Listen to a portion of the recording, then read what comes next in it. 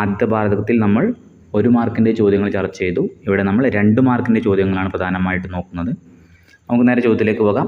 ആദ്യത്തെ ചോദ്യം, ഹോമിനിഡുകളുടെ സവിശേഷതകൾ സൂചിപ്പിക്കുക. ഹോമിനിഡുകൾ.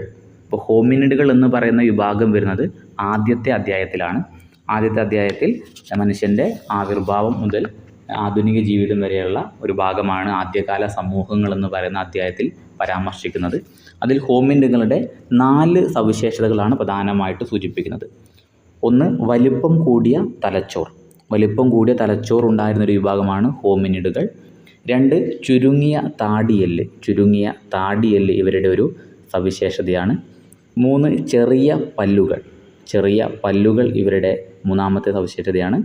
4, ഇരുകാലുകളിലും നിവർന്ന് നടന്നു. ഇങ്ങനെ 4 സവിശേഷതകളാണ് പ്രധാനമായിട്ടും ഹോമിനിഡുകൾ എന്ന് പറയുന്ന വിഭാഗത്തിനെ കുറിച്ച് പറയുന്നത്. ഒന്നാമത്തെ അധ്യായവുമായി ബന്ധപ്പെട്ട് വന്നിട്ടുള്ളൊരു ചോദ്യമാണ്. പിന്നീട് എന്ത് ചെയ്യുന്നു, ഈ ഹോമിനിഡുകൾ തന്നെ പിന്നീട് 2 വിഭാഗങ്ങളായിട്ട് മാറും. ആസ്ട്രലോപിത്തേക്കസ്, ഹോമോ എന്ന് പറയുന്ന 2 വിഭാഗങ്ങളായിട്ട് മാറുന്ന ഒന്നാണ് ഈ ഹോമിനിഡുകൾ. ഹോമിനിഡുകളുടെ പ്രത്യേകതയും അതുപോലെ ഹോമിനിഡുകൾ 2 വിഭാഗങ്ങളായി മാറുമ്പോൾ ആസ്ട്രലോപിത്തേക്കസും ഹോമോ എന്ന് പറയുന്ന 2 വിഭാഗങ്ങളാകുമ്പോഴുള്ള കൃത്യമായിട്ടുള്ള ഒരു അറിവ് നിങ്ങൾ പഠിച്ചു വെക്കണം. അപ്പോൾ ഹോമിനിഡുകളുടെ 4 പ്രത്യേകതകളുണ്ട്. ആദ്യം, വലുപ്പം കൂടിയ തലച്ചോർ, ചുരുങ്ങിയ താടിയെല്ല്, ചെറിയ പല്ലുകൾ, ഇരുകാലുകളിലും നിവർന്ന് നടന്നു. ഇത്രയുമാണ് ഹോമിനിഡുകളുടെ പ്രധാനമായിട്ടുള്ള സവിശേഷതകൾ. ഇനി രണ്ടാമത്തെ ചോദ്യം നോക്കുക. രണ്ടാമത്തെ ചോദ്യം, പ്രിൻസിപ്പേറ്റിനെ കുറിച്ച് കുറിപ്പെഴുതുക. പ്രിൻസിപ്പേറ്റിനെ കുറിച്ച് കുറിപ്പെഴുതുക. പ്രിൻസിപ്പേറ്റ് എന്ന് പറയുന്നത് നമ്മുടെ 2ാമത്തെ അധ്യായവുമായി ബന്ധപ്പെട്ട് വരുന്ന ഒരു ചോദ്യമാണ്. പ്രിൻസിപ്പേറ്റ് എന്ന് പറയുന്നത് റോമാ സാമ്രാജ്യം, അതുമായി ബന്ധപ്പെട്ട് വന്നിട്ടുള്ള ഒരു ചോദ്യമാണ്. പ്രിൻസിപ്പേറ്റിനെ കുറിച്ച് കുറിപ്പെഴുതാനുള്ള ചോദ്യം. അപ്പോൾ പ്രിൻസിപ്പേറ്റ് എന്ന് പറയുന്നത് റോമിലുണ്ടായിരുന്ന അഗസ്റ്റസ് സീസർ അഥവാ ഒക്ടോവിയൻ എന്ന് പറയുന്ന അഗസ്റ്റസ് സീസർ എന്ത് ചെയ്യുന്നു, സ്ഥാപിക്കുന്ന ഒരു പ്രസ്ഥാനത്തിനെ പറയുന്ന പേരാണ് പ്രിൻസിപ്പേറ്റ്. അതുവരെ റോമിലുണ്ടായിരുന്നത് റിപ്പബ്ലിക്കൻ ഭരണമായിരുന്നു. ആ റിപ്പബ്ലിക്കൻ ഭരണത്തിനെ ഒഴിവാക്കിയിട്ട്, അല്ലെങ്കിൽ അതൊരു പ്രഭുക്കന്മാരുടെ സമ്പന്നമായിട്ടുള്ള ഒരു സെനറ്റിൻ്റെ ഭരണമായിരുന്നു. അതിനെ അവസാനിപ്പിച്ചിട്ട് അവിടെ എന്ത് ചെയ്യുന്നു, ചക്രവർത്തി തന്നെ ഭരണാധികാരിയാകുന്ന രീതിയിലുള്ള ഒരു ഭരണം കൊണ്ടുവന്നതിനെ പറയുന്ന പേരാണ് പ്രിൻസിപ്പേറ്റ്. അപ്പോൾ പ്രിൻസിപ്പേറ്റിന് പ്രധാനമായിട്ടും 4 കാര്യങ്ങളാണ് നമുക്ക് ടെക്സ്റ്റ് ബുക്കിൽ പറയുന്നത്. നമുക്കൊരു പട്ടികയായിട്ട് തന്നെ ടെക്സ്റ്റ് ബുക്കിൽ കാണാൻ സാധിക്കും. അഗസ്റ്റസ് സീസറാണത് സ്ഥാപിക്കുന്നത്. BC 27 ഇത് സ്ഥാപിക്കുന്നത്. BC 27 അഗസ്റ്റസ് സീസറാണിത് സ്ഥാപിക്കുന്നത്. ഇതിൻ്റെ പരമാധികാരി അഥവാ ചക്രവർത്തി തന്നെയാണ് ഭരണാധികാരി. പ്രിൻസപ്പ് എന്നാൽ പ്രഥമ പൗരൻ എന്നാണ് അർത്ഥം. പ്രിൻസപ്പ് എന്നാൽ പ്രഥമ പൗരൻ എന്നാണ് അർത്ഥം. ഇങ്ങനെ 4 പോയിന്റുകൾ ഇവിടെ വരുന്നുണ്ട്. BC 27 മുതൽ സ്ഥാപിച്ചു. അഗസ്റ്റസ് സീസറാണ് സ്ഥാപിച്ചത്. ചക്രവർത്തി തന്നെയാണ് ഭരണാധികാരി. പ്രിൻസപ്പ് എന്നാൽ പ്രഥമ പൗരൻ എന്നാണ് അർത്ഥം. ഇപ്പോൾ 2ാം പാഠത്തിലെ റോമാ സാമ്രാജ്യം എന്ന് പറയുന്ന ഭാഗവുമായി ബന്ധപ്പെട്ട് വന്നിട്ടുള്ള 2 മാർക്കിൻ്റെ ഒരു ചോദ്യമാണിത്. പ്രിൻസിപ്പേറ്റിനെ കുറിച്ച് കുറിപ്പെഴുതുക. ഇതിന് നേരെ മുൻപുണ്ടായിരുന്ന കാലഘട്ടം എന്ന് പറഞ്ഞാൽ റിപ്പബ്ലിക്കൻ കാലഘട്ടമായിരുന്നു. അഥവാ റിപ്പബ്ലിക്കിലാണെങ്കിൽ BC 509 മുതൽ BC 27 വരെയായിരുന്നു റിപ്പബ്ലിക്ക്. ആ റിപ്പബ്ലിക്കിനെ അവസാനിപ്പിക്കുന്നത് അഗസ്റ്റസ് സീസറാണ്. പിന്നീട് അവിടെ റിപ്പബ്ലിക്കിൻ്റെ ഭരണത്തിൻ്റെ പ്രത്യേകത, അവിടെ സമ്പന്ന വിഭാഗത്തിൽപ്പെട്ട സെനറ്റിൻ്റെ നിയന്ത്രണമായിരുന്നു. അഥവാ പ്രഭുക്കന്മാരുടെ ഭരണമാണ് അവിടെ ഉണ്ടായിരുന്നത്. അതിനൊക്കെ ഒരു മോചനം നേടിക്കൊടുക്കുന്നത്, അതിൽ നിന്ന് ഒരു മാറ്റത്തിലേക്ക് കൊണ്ടുവരുന്നത് അഗസ്റ്റസ് സീസറാണ്. അഥവാ ഒക്ടോവിയൻ എന്നാണ് അദ്ദേഹം അറിയപ്പെടുന്നത്. ഒക്ടോവിയൻ അല്ലെങ്കിൽ അഗസ്റ്റസ് സീസർ, രണ്ടും ഒരാൾ തന്നെ. അടുത്ത ചോദ്യം, കുരിശ് യുദ്ധങ്ങളുടെ സ്വാധീനം വ്യക്തമാക്കുക. കുരിശ് യുദ്ധങ്ങൾ എന്ന് പറയുന്നത് 3ാമത്തെ അധ്യായത്തിൽ വരുന്ന ഒരു ഭാഗമാണ് കുരിശ് യുദ്ധങ്ങൾ.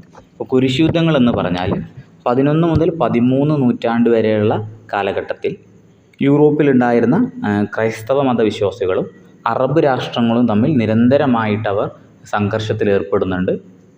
ആ സംഘർഷങ്ങൾ അല്ലെങ്കിൽ ആ യുദ്ധങ്ങളെ നമ്മൾ പറയുന്ന പേരാണ് കുരിശ് യുദ്ധങ്ങൾ എന്നാണ്. അഥവാ ഇതിൻ്റെ അടിസ്ഥാന കാരണം എന്താണെന്ന് വെച്ചിട്ടുണ്ടെങ്കിൽ ജെറുസലേം എന്ന് പറയുന്ന പ്രദേശം കൈയടക്കുന്നതുമായി ബന്ധപ്പെട്ടാണ് ഈ യുദ്ധങ്ങളുടെ തുടക്കം ഉണ്ടാവുന്നത്. അതിൻ്റെ അധീനത ആർക്കാണോ അല്ലെങ്കിൽ അതിൻ്റെ ഒരു ആധിപത്യം നേടാൻ വേണ്ടിയിട്ടാണ് ക്രൈസ്തവ മതവിഭാഗരും അതുപോലെ തന്നെ മുസ്ലിം വിഭാഗങ്ങളും ജൂത മതവിഭാഗങ്ങളും എല്ലാവരും തന്നെ ഈ കുരിശ് യുദ്ധങ്ങൾ നയിക്കുന്നത്. പ്രധാനമായിട്ടും 3 കുരിശ് യുദ്ധങ്ങളാണ് നടന്നിട്ടുള്ളത്. 1-ാം കുരിശ് യുദ്ധം, 2-ാം കുരിശ് യുദ്ധം, 3-ാം കുരിശ് യുദ്ധം. അപ്പോൾ ഇതിൻ്റെ പ്രാധാന്യം എന്താണെന്ന് വെച്ചിട്ടുണ്ടെങ്കിൽ, ഇതിൻ്റെ സ്വാധീനം എന്താണെന്ന് വെച്ചിട്ടുണ്ടെങ്കിൽ, ഈ കുരിശ് യുദ്ധം മൂലം ക്രിസ്ത്യൻ മുസ്ലിം ബന്ധത്തിൽ വലിയ രീതിയിലുള്ള ഫലങ്ങൾ ഇത് സൃഷ്ടിക്കുന്നുണ്ട്. അവർ തമ്മിലുണ്ടാവുന്ന ഒരു സൗഹൃദ ബന്ധമൊക്കെ തകരാൻ ഈ കുരിശ് യുദ്ധങ്ങൾ കാരണമായി മാറുന്നുണ്ട്. മാത്രമല്ല ഈ കുരിശ് യുദ്ധക്കാരിൽ നിന്നും കിട്ടിയിട്ടുള്ള അനുഭവങ്ങളുടെ അടിസ്ഥാനത്തിൽ ഇസ്ലാമിക രാഷ്ട്രങ്ങളിൽ അവരുടെ ക്രിസ്ത്യൻ പ്രജകളോട് ഒരു കർക്കശമായിട്ടുള്ള മനോഭാവം വെച്ച് പുലർത്താനായിട്ട് ഇസ്ലാമിക രാഷ്ട്രങ്ങളെ പ്രേരിപ്പിക്കുന്നുണ്ട് കുരിശ് യുദ്ധങ്ങൾ.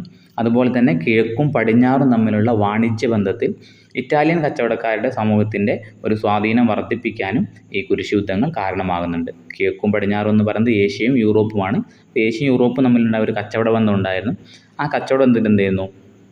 ഇറ്റാലിയൻ കച്ചവട സമൂഹത്തിൻ്റെ സ്വാധീനം വർദ്ധിപ്പിക്കാൻ ഇത് കാരണമായിട്ട് മാറുന്നുണ്ട്. അഥവാ ഈ കുരിശ് യുദ്ധങ്ങൾ വലിയ രീതിയിലുള്ള വ്യാപകമായിട്ടുള്ള ഫലങ്ങൾ ലോകത്ത് വരുത്തുന്നുണ്ട്. അപ്പോൾ 3 കുരിശ് യുദ്ധങ്ങൾ നടക്കുന്നുണ്ട്. 11 മുതൽ 13 നൂറ്റാണ്ട് വരെ ജെറുസലേം കീഴടക്കാൻ വേണ്ടിയിട്ട് ക്രൈസ്തവരും അതുപോലെ ഇസ്ലാം മതവിശ്വാസികളും ജൂതന്മാരും എല്ലാവരും നടത്തിയിട്ടുള്ള യുദ്ധങ്ങളെയാണ് പൊതുവെ കുരിശ് യുദ്ധങ്ങൾ എന്ന പേരിൽ അറിയപ്പെടുന്നത്. ഇനി 13ാം ചോദ്യം, റോമാ സാമ്രാജ്യവും ഇറാനിയൻ സാമ്രാജ്യവും തമ്മിലുള്ള വ്യത്യാസം വ്യക്തമാക്കുക. നമുക്കറിയാം റോമാ സാമ്രാജ്യവും ഇറാനിയൻ സാമ്രാജ്യവും എന്നത് 2ാമത്തെ അധ്യായത്തിലാണ്. അതിൽ നമുക്കൊരു 2 ടേബിളായിട്ട് തന്നെ ഒരു പട്ടികയായിട്ട് തന്നെ രണ്ടും തമ്മിലുള്ള വ്യത്യാസങ്ങൾ അവിടെ പറയുന്നുണ്ട്. അതിലാദ്യം പറയുന്നത് റോമാ സാമ്രാജ്യം നോക്കുകയാണെങ്കിൽ റോമാ സാമ്രാജ്യത്തിൽ സാംസ്കാരിക വൈവിധ്യങ്ങൾ വളരെയധികം ഉണ്ടായിരുന്നു. സാംസ്കാരിക വൈവിധ്യങ്ങൾ കൂടുതലായിരുന്നു റോമാ സാമ്രാജ്യത്തിൽ. എന്നാൽ ഇറാനിയൻ സാമ്രാജ്യം അങ്ങനെയല്ല. ഇറാനിയൻ സാമ്രാജ്യത്തിൽ സാംസ്കാരിക വൈവിധ്യങ്ങൾ വളരെ കുറവായിരുന്നു. ഒന്നായിരുന്നു ഇറാനിയൻ സാമ്രാജ്യം. റോമാ സാമ്രാജ്യത്തിൽ വ്യത്യസ്തമായിട്ടുള്ള ജനവിഭാഗങ്ങൾ ഉണ്ടായിരുന്ന ഒന്നാണ് റോമാ സാമ്രാജ്യം. എന്നാൽ ഇറാനിയൻ സാമ്രാജ്യത്തിൽ ഇറാനിയൻ വിഭാഗത്തിൽപ്പെട്ട അല്ലെങ്കിൽ ഇറാനിയൻ വംശത്തിൽപ്പെട്ട ആളുകൾ മാത്രം ഉണ്ടായിരുന്ന ഒന്നാണ് ഇറാനിയൻ സാമ്രാജ്യം. അവസാനമായിട്ട് പറയുന്നത് റോമാ സാമ്രാജ്യത്തിൽ വലിയ വിശാലമായ സാമ്രാജ്യമായതുകൊണ്ട് തന്നെ അവിടെ ഒരുപാട് ഭാഷകൾ സംസാരിച്ചിരുന്ന ഒന്നായിരുന്നു റോമൻ സാമ്രാജ്യം. എന്നാൽ ഇറാനിൽ വരുമ്പോൾ അവിടെ ഒറ്റ ഭാഷ മാത്രമേ ഉള്ളൂ. അരാമിക് എന്ന് പറയുന്ന ഭാഷ സംസാരിച്ചിരുന്ന വിഭാഗമാണ് ഇറാനിലുണ്ടായിരുന്നത്. ഇപ്പോൾ റോമാ സാമ്രാജ്യം ഇറാനിയൻ സാമ്രാജ്യം തമ്മിലുള്ള വ്യത്യാസം, റോമാ സാമ്രാജ്യത്തിൽ സാംസ്കാരിക വൈവിധ്യങ്ങൾ കൂടുതലായിരുന്നു. അവിടെ വ്യത്യസ്ത ജനവിഭാഗങ്ങളുണ്ടായിരുന്നു. റോമിൽ ധാരാളം ഭാഷകൾ സംസാരിച്ചിരുന്നു. എന്നാൽ ഇറാനിലാണെങ്കിൽ അവിടെ സാംസ്കാരിക വൈവിധ്യങ്ങൾ കുറവായിരുന്നു. അഥവാ റോമിൻ്റെ നേരെ വിപരീതമായിട്ടാണ് അവിടെ വരുന്നത്. അവിടെ സാംസ്കാരിക വൈവിധ്യങ്ങൾ വളരെ കുറവായിരുന്നു. ഇറാനിയൻ വിഭാഗത്തിൽപ്പെട്ട ആളുകൾ മാത്രമാണ് ഉണ്ടായിരുന്നത്. അരാമിക് എന്ന് പറയുന്ന ഭാഷയാണ് അവർ സംസാരിച്ചിരുന്നത്. അത്രയുമാണ് അവിടെ. എല്ലാം 2 മാർക്കിൻ്റെ ചോദ്യമാണ്. അപ്പോൾ അതിനനുസരിച്ച് എഴുതിയാൽ മതി. അടുത്ത ചോദ്യം, മായൻ സംസ്കാരത്തിൻ്റെ സവിശേഷതകൾ സൂചിപ്പിക്കുക. ഇത് നമ്മുടെ 7ാമത്തെ പാഠം അധിനിവേശവും ചെറുത്തുനിൽപ്പും എന്ന് പറയുന്ന പാഠവുമായി ബന്ധപ്പെട്ട് വന്ന ചോദ്യമാണ് മായൻ സംസ്കാരം.